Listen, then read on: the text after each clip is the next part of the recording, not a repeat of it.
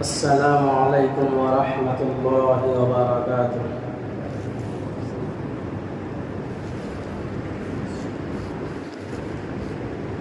الحمد للہ وحدہ والصلاة والسلام علی من لا نبی بعدہ، اما بعد فقد قال اللہ تبارک وتعالی فی القرآن المجید والفرقان الحمید۔ اعوذ باللہ من الشیطان الرجیم، بسم اللہ الرحمن الرحیم۔ وتعاونوا علی البر والتقوى ولا تعاونوا على الإثم والعدوان۔ آمنت بالله صدق الله مولانا العظيم وصدق رسوله النبي الكريم ونحن على ذلك من الشاهدين والشاكرين والحمد لله رب العالمين۔ سبحانك لا علم لنا إلا ما علمتنا إنك أنت العليم الحكيم۔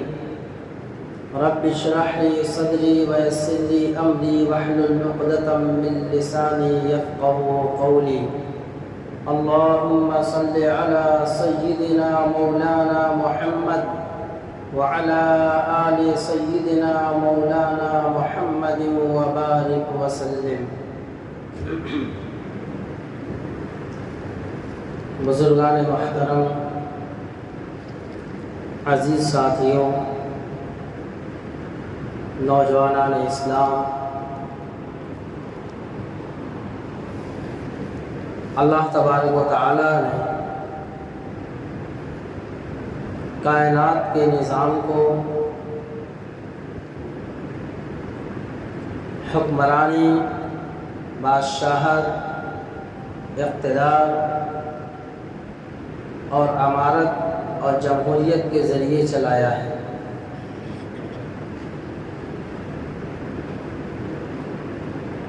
نبی علیہ الصلوۃ والسلام نے فرمایا، بدأ الاسلام غریبا وسيعود غریبا، کہ اسلام غربت سے پھیلا ہے اور عنقریب غربت میں جا کر سمٹ جائے گا۔ یوں تو اسلام کی ابتدا شروع زمانے سے ہے۔ مذہب اسلام کوئی نیا مذہب نہیں ہے۔ سب سے اول انسان، سب سے اول نبی، پیغمبر اور رسول حضرت آدم علی نبینا علیہ الصلاۃ والسلام کو اللہ تبارک و تعالی نے اسلام دے کر اس روئے زمین پر بھیجا ہے۔ روئے زمین کا ابتدا، روئے زمین کی آبادی کی ابتدا گویا کہ اللہ تبارک و تعالی نے اسلام سے کی ہے۔ ایک زمانہ گزرتا گیا، حضرت آدم علی نبینا علیہ الصلاۃ والسلام سے لے کر کے یکے بعد دیگرے انبیاء علیہ الصلاۃ والسلام آتے رہے اور سبوں نے اسلام کی دعوت دی کہ لوگوں ایک اللہ کو مانو، ایک اللہ کی مانو، اپنے خالق اور مالک کو پہچانو اور وقت کے نبی کی باتوں کو مانو، تمہارے لیے بھلائی، کامرانی اور خوشحالی اسی میں ہے۔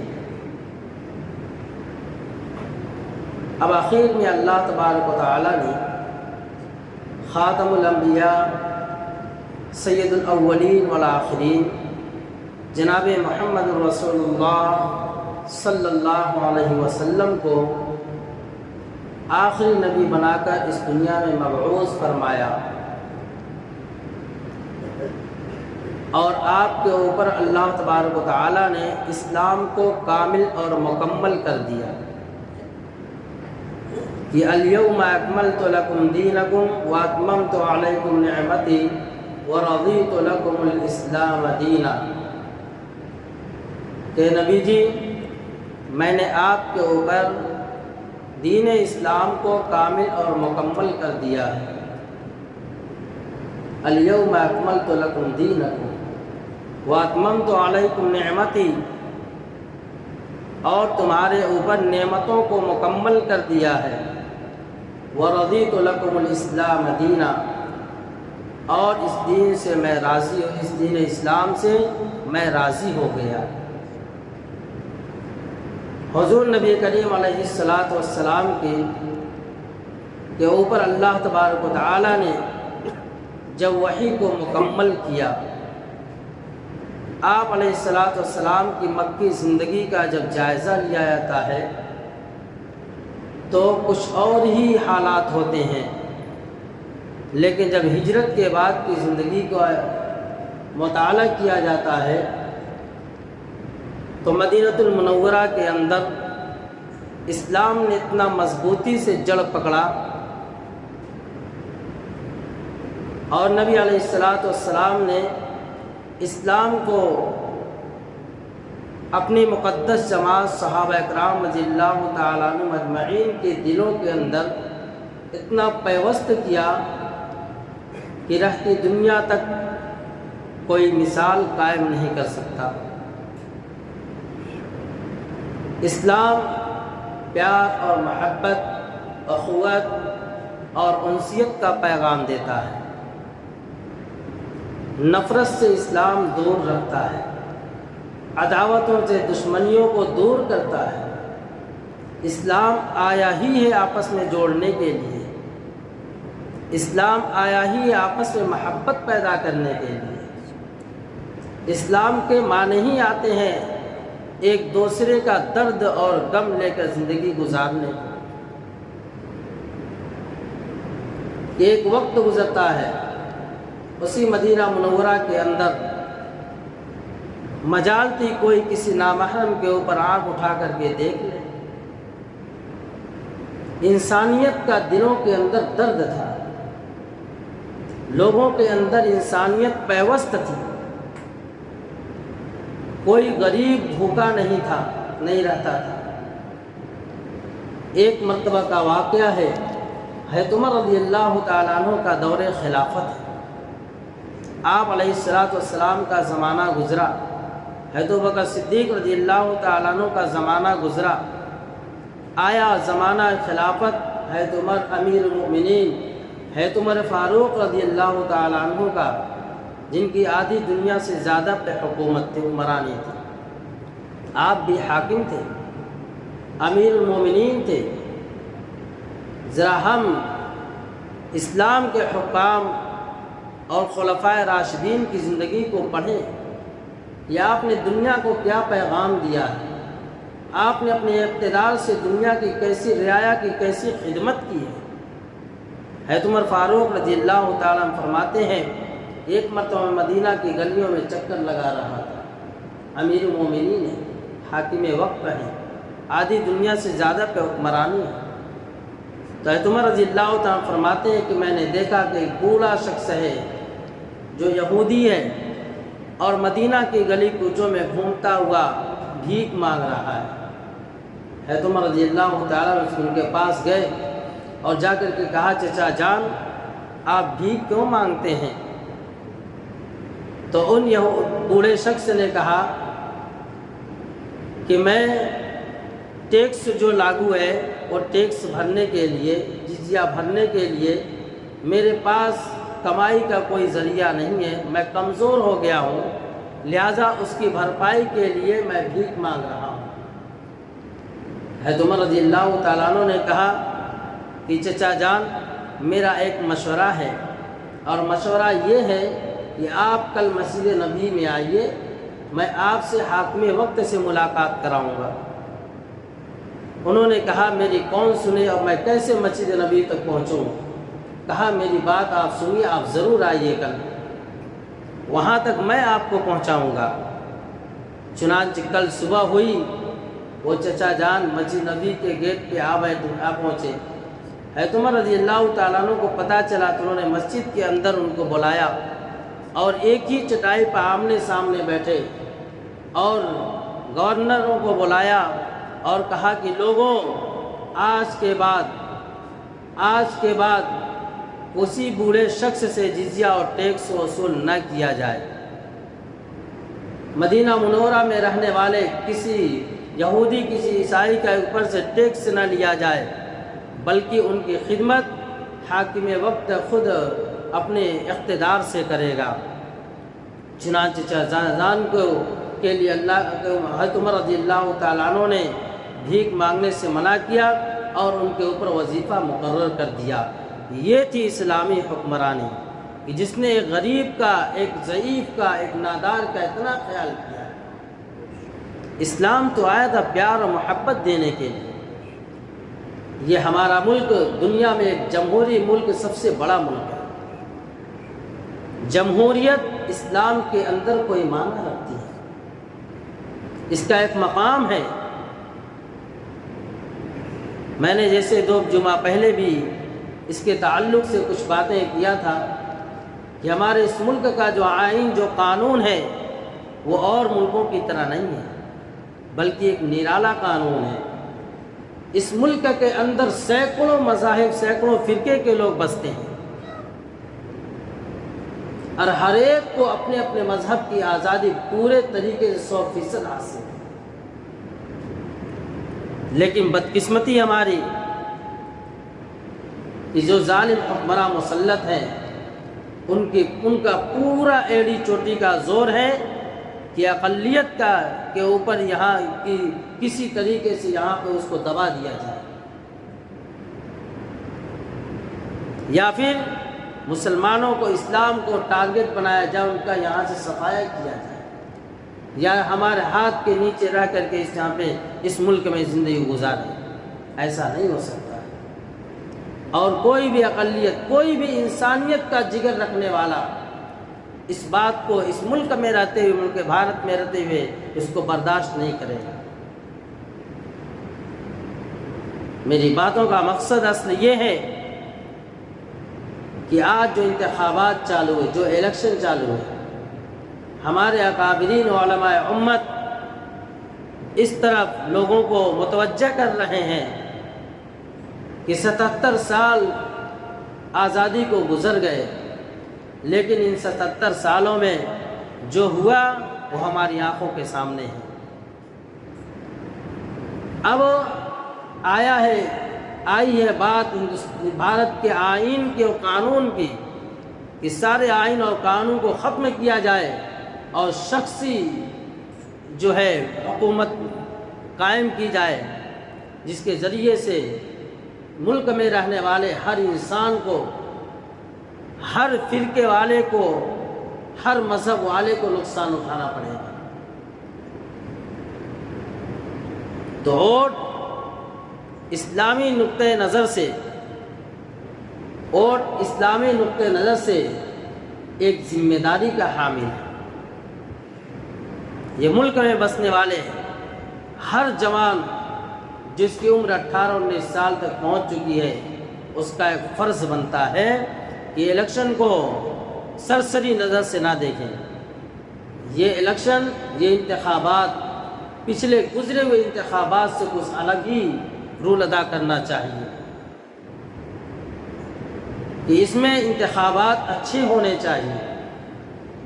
سوسائٹی میں رہنے والے، ملک میں رہنے والے، جس کا بھی نام ووٹر لسٹ میں ہے، انہیں چاہیے پوری ذمہ داری کے ساتھ یہ ثبوت دے کہ ہم اس ملک کے رہنے والے، اس ملک کے باشی ہیں، یہ ہمارا ملک ہے، اور اپنا انتخاب اچھا کرے۔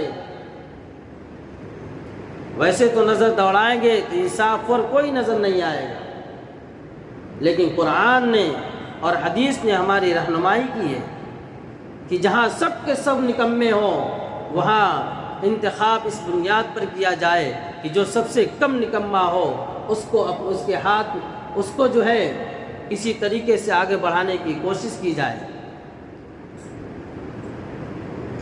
ووٹ کے ذریعے سے ہم اس ملک کے باشی ہونے کا ثبوت دیں اور دعا بھی کریں، کہیں ایسا نہ ہو پیسے کے ذریعے باتوں میں آ کر کے ہم اپنے ووٹ کو خراب نہ کریں، ضائع نہ کریں۔ ووٹ ایک امانت ہے، ایک وکالت ہے، ایک مشورہ ہے۔ ہم کسی کو مشورہ دینے جائیں تو غلط مشورہ دینا کوئی پسند نہیں کرتا، غلط وکالت کرنا کوئی پسند نہیں کرتا، غلط امانت میں خیانت کرنا کوئی پسند نہیں کرتا۔ اور امانت میں خیانت یہ تو منافقوں کا کام ہے، یہ تو نفاق والوں کا کام ہے۔ اس لیے اس کو وکالت سمجھتے ہوئے، اس کو مشورہ سمجھتے ہوئے، اس کو ایک ذمہ داری سمجھتے ہوئے، اس کو ایک گواہی سمجھتے ہوئے اچھے جو ہے امیدوار کا انتخاب کریں، اور گھر کے اندر کوئی بھی فرد باقی نہ رہے۔ ہمارے گھر کی مستورات لسٹ میں ان کا نام ہے تو ان کو لے کر کے ہم ووٹ دلوائیں، تھوڑی قربانی دیں۔ ورنہ میرے عزیز ساتھیوں، جو مسلم قوم کسی غیر سے سمجھوتا کر لیتی ہے، جو مسلم قوم کسی غیر سے سمجھوتا کر لیتی ہے، اسلام کو کمزور دکھا دیتی ہے، تو پھر اس کا حال کیا ہوتا ہے؟ تاریخ اٹھا کر پڑھیے۔ اندلس اور اسپین کے اندر 800 سال مسلمانوں کی حکومت تھی، آج نام و نشان مٹا ہوا ہے۔ اس کی ایک وجہ یہی تھی کہ مسلم حکمرانوں نے، مسلم قوموں نے غیروں سے سمجھوتا کر لیا تھا۔ آپ بھی یہاں رہیں، آپ جیسے کہیں کہ ہم آپ کے شانہ بشانہ ہیں، نتیجہ یہ ہوا مدرسوں کا، مساجد کا، اسلام کا صفایا ہو گیا۔ اب مسلمان بن کر وہاں زندگی نہیں گزار سکتا ہے۔ بعین ہی یہی صورتحال اللہ نہ کرے ہمارے اس ملک کے لیے بھی پوری تجویزات، پوری سازشیں تیار ہیں۔ اس لیے ہمیں متوجہ ہونا ہے، ہمیں اپنی غفلت سے اپنے آپ کو جگانا ہے، غفلت کی نیند سے اپنے آپ کو ہوشیار کرنا ہے۔ ہم اس ملک کے باسی ہیں، اللہ کے رسول صلی اللہ علیہ وسلم نے اس ملک کی طرف اشارہ کیا ہے۔ اس آخر کوئی تو وجہ تھی، اتنی بڑی دنیا کو بسانے کے لیے اللہ تبارک تعالیٰ نے سب سے پہلے انسان حضرت آدم علیہ نبی علیہ السلام کے اس ملک بھارت کے اندر، جنت سے اس ملک بھارت کے اندر بھیجا۔ خود نبی کریم علیہ السلام نے ہندوستان کے بارے میں فرمایا کہ مجھے ہند سے علم کی، روحانیت کی خوشبو آتی ہے۔ اس لیے آج کے اس دور میں فتنے فساد، اس دجالیت کے دور میں اللہ تبارک و تعالیٰ نے علوم و معارف کا مرکز ہمارے اس ملک بھارت کو بنایا ہے۔ ہمیں یہاں پوری آزادی کے ساتھ اسلام پہ عمل کرنا ہوگا، پوری دل جمی کے ساتھ اور پیار و محبت کے ساتھ ہمیں اس ملک میں رہنا ہے۔ ہم عداوت کو، دشمنیوں کو پسند نہیں کرتے۔ اسلام جب زندگی کے اندر آتا ہے، دین جب پورے اصول کے ساتھ زندگی کے اندر آتا ہے، تو میرے ساتھیوں دل کے اندر انسانیت کا درد اٹھتا ہے۔ اسی لیے حضور پاک صلی اللہ علیہ وسلم کو اللہ تبارک تعالیٰ نے محسن انسانیت بنا کے اس دنیا میں بھیجا کہ آپ کے دل کے اندر مسلمانوں کا درد صرف نہیں تھا، آپ کے دل کے اندر تو انسانیت کا درد تھا۔ وہ مسلمان ہی کیسا، وہ مومن ہی کیسا جس کے دل کے اندر انسانیت کا درد نہ ہو۔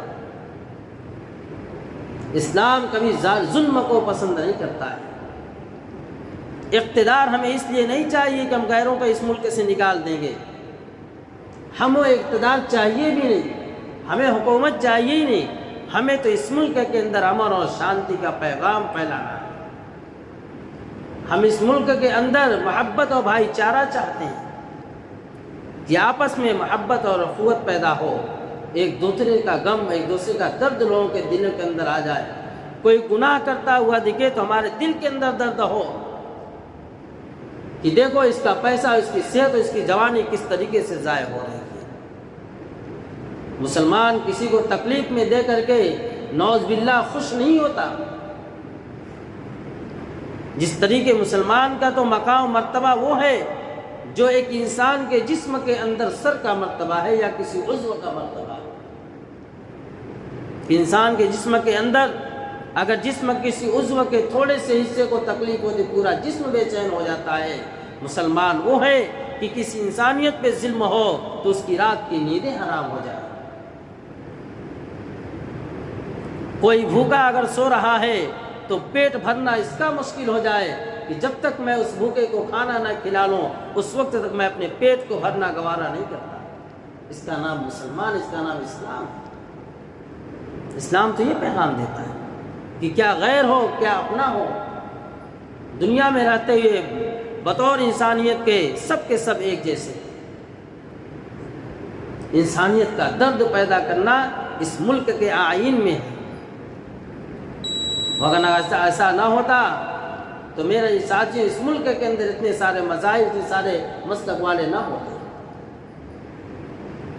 اس ملک میں رہنے والے اتنے سارے مذاہب بتلا رہے ہیں، یہ ملک اپنی زمین کے ساتھ پورے وثوق کے ساتھ ہمیں یہ پیغام دے رہا ہے کہ اس ملک میں رہنے والا ہر باشندہ ایک انسانیت کا درد لے کر کے جیے۔